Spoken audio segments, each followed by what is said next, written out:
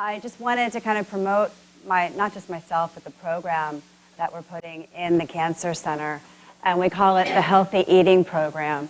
And what we're doing is we're developing cooking classes and nutrition seminars every month. And they're free of charge, which is wonderful.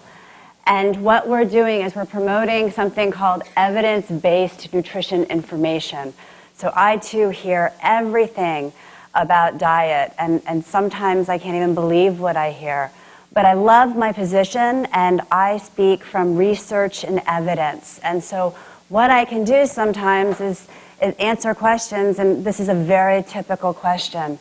Is organic more nutritious than non-organic? And then I get to sit there and pull out the evidence, and nobody really wants to hear it. What they really want to hear is what they're doing is the best. But I tell them, evidence says no.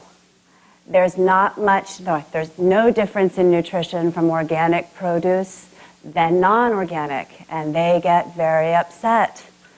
And then I give them the information that says nutrition has to do more with the type or the genetics of the produce and the amount of time it's been harvested.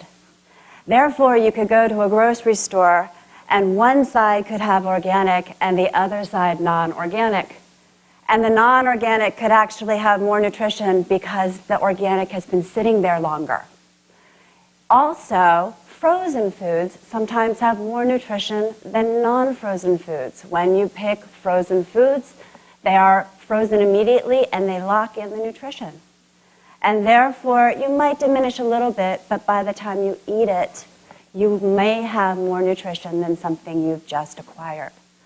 Therefore, I do promote farmers markets because usually it's picked that day. But it has really nothing to do whether it's organic or non-organic. And then they love this. The EPA says that, okay, organic might have less pesticides.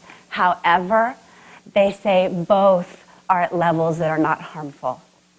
So then what do they say? Well, I just like the way it tastes. And I say, that's fantastic, because what I hear is that you're eating fruits and vegetables and whole grains, and that's what really counts. So if you believe that it's going to be better for you and you're eating, good for you. I can't sit there and promote something doesn't have evidence behind it, because my audiences are very diverse, and I'll have somebody maybe who can't afford organic.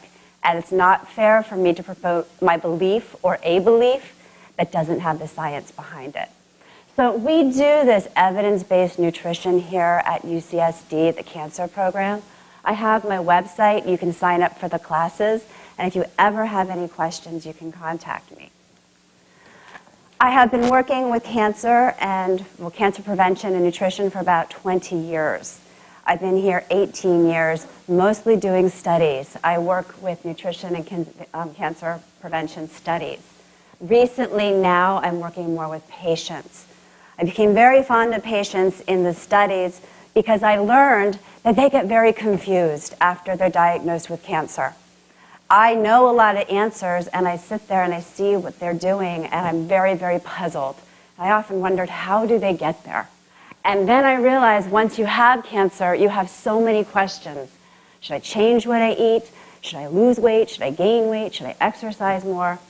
And nothing hit home more than my experiences with my own parents. My mother got breast cancer, stage 3, when she was 49. And luckily, she's still surviving. 6 years ago, my father had pancreatic cancer. He called and told me he had pancreatic cancer. He survived for 2.5 years, and he died 4 years ago. But it was a great experience with him, because he was one of the leading nutritional biochemists, experts in the world. So he knew everything. So we had the most amazing conversations. He knew every alternative treatment. He knew everything about, so many different things. He was professor at Penn State, and he also did a lot of consulting in Washington. So we had a wonderful time. Those 2.5 years, we had great exchanges. And he did a lot of experimenting on himself, because he then realized that he didn't have much time, so why not experiment on himself? And at the end, I looked at his supplements, and he had 350 supplements. And all I could think of is, what in the world did you do?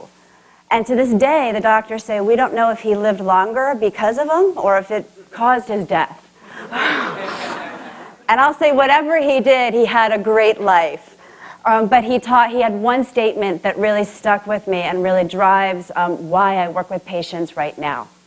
He said that he studied it for 2.5 years at this expert level, and he went through chemo twice, and it wasn't easy. And he said he'll keep on going through chemo as long as it's working. But he realized that when the chemo and when the radiation and all the treatment was over, he was left with the body, and he had to take charge and control of the body. He realized that how he lived his life through exercise, prayer, stress reduction, food, really was in his hands and played a role in the body, and it gave him some control.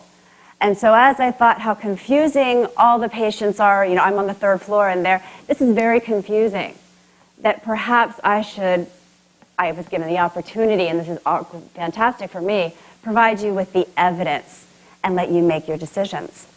So when you look at cancer prevention, and this is why I really love this, because I'm actually preaching something that I believe really works.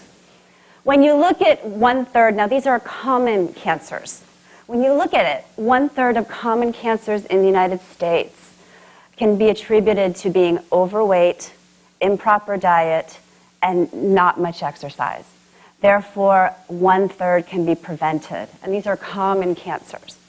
When we look at the American Institute of Cancer Research, they have put these 3 things in this graphic. And I kind of like the graphic because it shows that they're independent, but then they also work together. I also like this graphic because if you're not really good at one, you have 2 chances to be good at something else. Therefore, even if you're overweight, you can sit there and still focus on your diet and your physical activity. This is 20 minutes, and usually I give a talk that's an hour on this, so we're going to do an abbreviated version. But I really want to talk a little bit about physical activity because it's very important, and they've done a lot of studies that show when you're physically active, you can actually change the hormones in your body. You also give your body more muscle mass. Now I say this, but I also understand when you go through treatment, you might not want to be physically active. You get this thing called fatigue. Ironically, physical activity helps fatigue, but you have to be physically active first. So there has to be some kind of motivation. And we usually say 10 minutes. Just stand there, march, 10 minutes. That's how you can start. And we also encourage you to have conversations with your physicians too. But physical activity. Now, they actually have guidelines for physical activity. 150 minutes a week can reduce the risk of cancer. They've shown a preventative effect. And I'm going to show you what the intensity should be. And once you get there, so this would be your first goal, not the 300, but once you get there, and this is 5 days a week, 30 minutes, 30 minutes, 5 days a week. Once you get there, you can go the extra mile, and you can do 300. They show that will decrease your risk even more. And this is at a moderate intensity. Now, when we talk about moderate intensity, this is dependent on you. Everybody has their own moderate intensity. Your moderate intensity, I choose 2 ways to measure it. The first one is from a scale from 0 to 10. 0 meaning there's just no effort at all, and 10, you can't go any faster. And we say to go between a 3 and a 4. I prefer this. I use this myself when I'm exercising.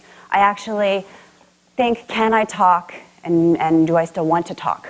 And we call this the talk test. So if you're at a moderate intensity, you're going, and you could talk, but you'd rather not. And once you get that, you're at your moderate intensity. I always give an example. Everybody's is different. So if I had somebody who never worked out to my right, and I'm in the middle, and then I have an extreme athlete to my left, and we start going at the same pace, we're all going to be at different intensities. For this person, it could be really hard. For me, I'm at my moderate, and for the athlete, they could be talking and talking and talking and never stop. So the other thing with physical activity is your intensity never is the same. As you get more active, you're going to have to change something because you're going to start at a moderate and a certain pace. And if you stay there, I hear a lot of people saying, well, nothing is ever happening. I'm not losing weight anymore. I'm not feeling the effects. It's because your intensity went down because you're getting so good. So you might have to go faster, or you might have to do more hills, or you might have to change it. But you want that moderate intensity. So 150 minutes a week at a moderate intensity. Weight. Weight is huge with many, many cancers. And I see a lot of survivors, what happens is first they'll go through their treatment and they lose weight, just what we heard. But then after the treatment, they start gaining weight. And weights, and for getting a primary and a secondary, sometimes weight is a huge factor. I work with breast cancer survivors, and it's very, very big. When you gain weight, you gain more estrogen, and that's one of the risk factors. So we have this body mass index, and I don't know if you're familiar with it, but it's your weight in pounds over your height, inches squared, times 703. And I say, please just don't write that down. Go to any search engine, just say BMI calculator, and you'll have it right away. But what you aim for, what you aim for is a healthy weight. I have to get used to my, there, okay. What you're aiming for is here. Under 18, you want to get to about an 18 BMI. So if you are losing weight, you want to try to get to an 18. Now, what we just heard, sometimes that's very hard and you just have to do your best. But the mistake I see a lot of cancer patients do is they just drink juices. I think juices can be fantastic, and I think they can actually be very evil. Because I see cancer patients and they're losing weight and they drink juice after juice after juice, which is fine. However, it's so many calories that they keep on drinking them, and then they're gaining all of these calories from juices, and they start gaining weight and gaining weight and gaining weight. So you just have to watch your calories if you start gaining weight too. When we talk about weight, just in general, weight and obesity, it's associated with breast cancer, colon cancer, rectum, endometrium, esophageal, and kidney and pancreatic cancer. And there's really clear evidence on this. But it's also, the evidence isn't as strong, but it may be associated with gallbladder, liver, cervix, ovarian, non-Hodgkin's, lymphoma, myeloma, and prostate cancer. So it really does play a huge role. 20% of the most common cancers are caused by being overweight, which is not a good sign for the United States because we are really getting heavier and heavier. Let's go back here.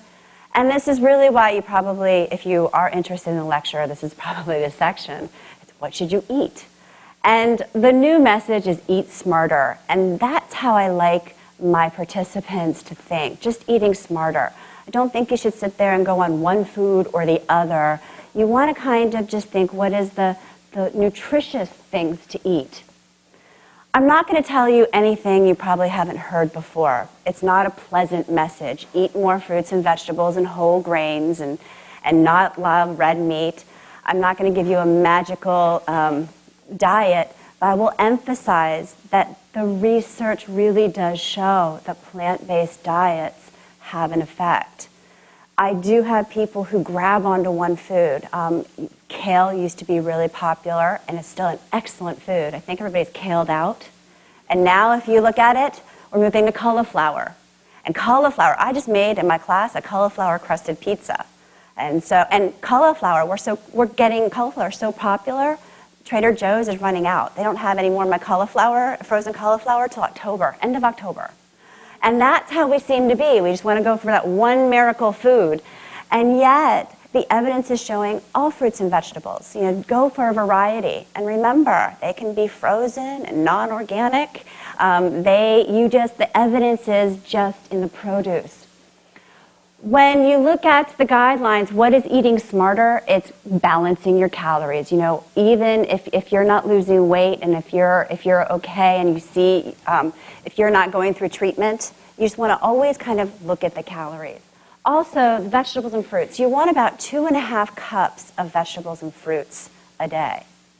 I also see when people go through treatment, if they juice, just be careful because there's a food safety issue. There's a great handout from the FDA that I'll have at the end, and I also have it outside on food safety. And food safety, a lot of times, is a concern with raw produce and for vegetables and fruits. Vegetables, fruits, why this and not a pill? Because when you look at a vegetable or fruit, I always see it as this little vehicle.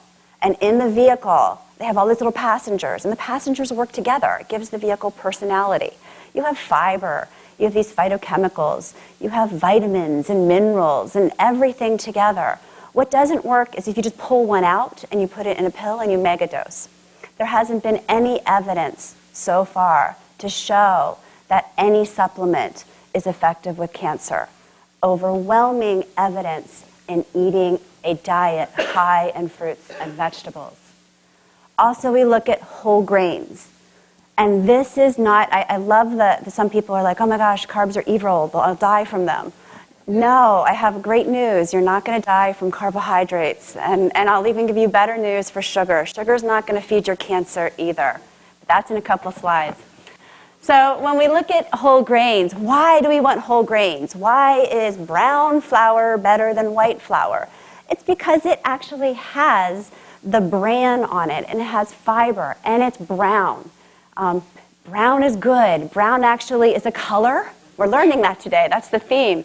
It's a color, and it's this phytochemical. It has a phytochemical, and a phytochemical is a plant chemical. It's actually a color. It's the color of the food. So when you look at a whole grain, you're looking at something brown. That is the chemical. So you're having whole grains have these phytochemicals in that really help cancer. So the fiber, the fat, the vitamin E, that's what makes a whole grain very good. You also have phytochemicals, I told you, they give pigments, they give color to the fruits and vegetables and whole grains. These colors, we call phytonutrient, plant nutrients, these colors protect the plant. So when you look at a dark green kale, or you look at orange and yellow apricots, carrots, sweet potatoes, the red tomatoes, the dark green kale, the blue and red raspberries, you're looking at color. Those are actually phytochemicals. They are bioactive. They prevent insects from, they prevent mold and bacteria from attacking the plant. They repel insects. It's like a natural insecticide.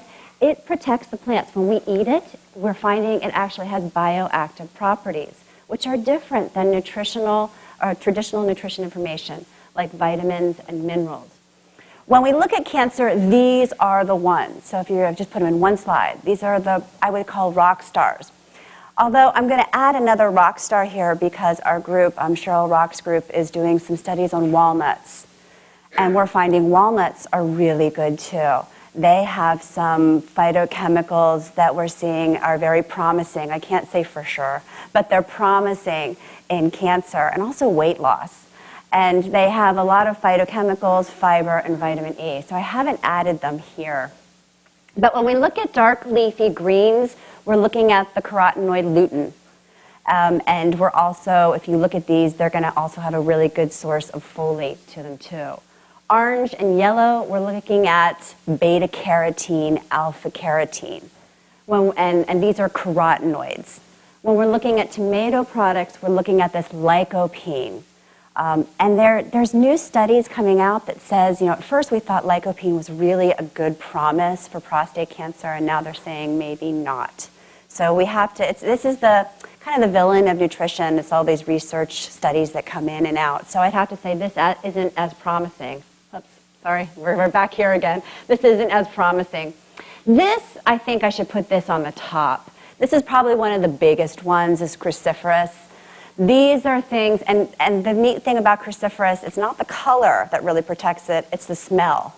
So when you're eating a cruciferous and you can't stand the smell, or taste is very bitter, that's the actual phytochemical that's protecting the plant. So we have kale, arugula, broccoli, Brussels sprouts, cauliflower, and cabbage. They contain this chemical called glucosinolate. And this acts as an anti-inflammatory, and also in laboratory studies they can show it slows cancer cell growth. So it's very unique. All these others, what they can do is they can stop the initiation or work at that stage, and this is actually working at the promotion stage. Berries, they have phytochemicals called ellagic acid. They also have other carotenoids. We'll go back to whole grains. All I want to say about whole grains is when you have a whole grain, all whole grains aren't equal. Yeah, they have these nice phytochemicals, but you also want to make sure you get fiber. This is really that's making the whole grain good. So when you're looking at whole grains, you want to look at fiber here, and then you want to see this whole grain. If you don't like the way brown fiber tastes, or actually how it feels in your mouth, they're coming out with all of these new types of whole wheat. I love them. Personally, I really like them, and I feel like I'm not sacrificing it all, and they have a lot of fiber. What they do not have is as many phytochemicals. So what I say is I'd rather have this than actually white. I'm going to just keep on going and talk about healthy dietary patterns. When we look at nutrition, what we see is the pattern is really what matters. It's not what you eat for breakfast, or it's not that you had broccoli 3 times a week. What is your overall pattern? And this is where we get really confused when we hear nutrition studies. Like a lot of times I'll hear a study and it'll say, hey, the Western diet's killing us. People who eat a Western diet have more cancer, and they'll name the cancer. And then everybody thinks, oh, the American diet, we're going to die from American diet. But what these studies are is they're observational studies. So they're just looking at people who have cancer, and they're looking at their diet, and then they're making assumptions. What we don't know about this Western versus Western diet, meaning a lot of meat, potatoes, and then the healthy diet is produce. It's fruits, vegetables, and whole grains and lean proteins. What we don't know is it really the Western diet that's causing the cancer, or are they overweight? Is it the excess weight that you might have when you eat the Western diet? Or are people who are on the Western diet not going to the doctor as often as people who are eating healthier? Are people eating healthier? Are they exercising more? So it's very hard just to take a statement like meat and potatoes is killing us. You want to look at all of these things together. When we do look at the healthy patterns, we do see that individuals who eat more processed and red meats, potatoes, refined grains, sugar, sweetened beverages, and foods, they do have a higher risk of developing cancer than those who have a variety of vegetables and fruits, whole grains, lean proteins, and little processed meats. So it is a pattern. It's what you do most of the days. And I love this theory because it's most of the days, which means you can actually have that bad day too, what we think is that bad day. This is probably one of the biggest things that I deal with. Every single class I have, somebody pulls me aside and says, what about sugar? And so this is really something I thought I'd talk about because I always get asked about it. Will sugar cause cancer? Yes and no. It really doesn't cause cancer, but it can attribute to risk factors of cancer. It can, if you look at it, a high sugar intake can really attribute more calories to your diet and make you gain weight or be a cause of gaining weight. Now, it's not the sugar itself that is making you gain weight, but if you have like 5 sodas a day and each soda is 150 calories, you're going to consume a lot of calories, and that is going to be excess calories leading to excess weight. And therefore, if you're heavier, you're at a higher risk. The other thing is that if you're drinking 5 sodas at 150 calories each, those are a lot of calories with no nutrients. And therefore, you're not getting the nutrients that could help you prevent cancer. That's how sugar plays a role. There's a theory that cancer feeds sugar. And when you have sugar, all of a sudden you'll grow your cancer. This is a theory, and what they see, or it came from the fact that cancer cells prefer sugar as a food source, as an energy source. And yes, they do grow. Yet, every cell in your body also does this. So what I hear my patients saying, or my participants saying, is we shouldn't eat sugar. And I'm thinking, Sugar comes from all carbohydrates. What we know for a fact is you need fruits and vegetables and whole grains for health. If you eliminate all carbohydrates, you have to eliminate all of those. So therefore, you do not get your phytochemicals. If you eliminate sugar from your body, if you eliminate every single carbohydrate from your body, cancer, as devious as it is, will figure out how to get a carbohydrate from protein and fat. Therefore, you can't trick it. If you do eliminate carbohydrates and sugar from your body, the rest of your cells will not be getting the right nutrients either. Therefore, more sugar does not make the cancer grow faster.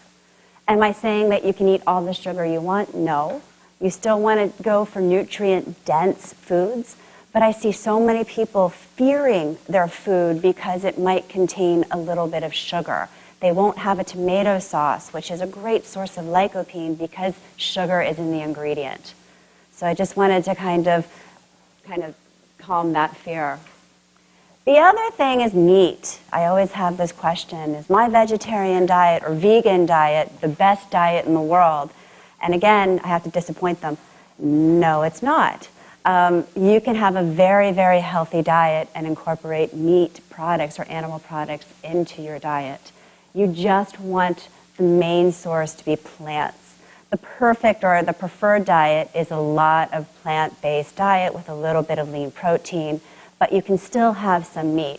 There hasn't been any adverse effects seen with red meat below 18 ounces a week, so you can still have some red meat, but you really do want to limit your red meat consumption. And if you look up there, it's pork. I know pork was advertised the other white meat, and it's red. It's still considered red. Now, when I give this talk, I always talk about preventing cancer and then also for cancer survivors. The guidelines are different here. If you're a cancer survivor, they're recommending that you do not have processed meats. This is deli meat, this is sausage and bacon. There's something in the process, the smoking, the salting, the nitrates, that can cause carcinogens. So right now, the guidelines are avoid. For prevention, they say limit. And then again, you know, I have to give it to you. How much do you love your bacon? And sometimes even in class, I kind of say, we're not going to do any red meat and any processed meat. And it's not that it's horrible, but we're going to show you some other things. But I did get this really neat, low-fat mayonnaise that was bacon flavored. So there's still some ways you can sneak that in. Alcohol, it's the same thing. They say avoid for cancer survivors, but then they give this little, but if you have to, go for moderate. And then for prevention, it's the same thing, go for moderation.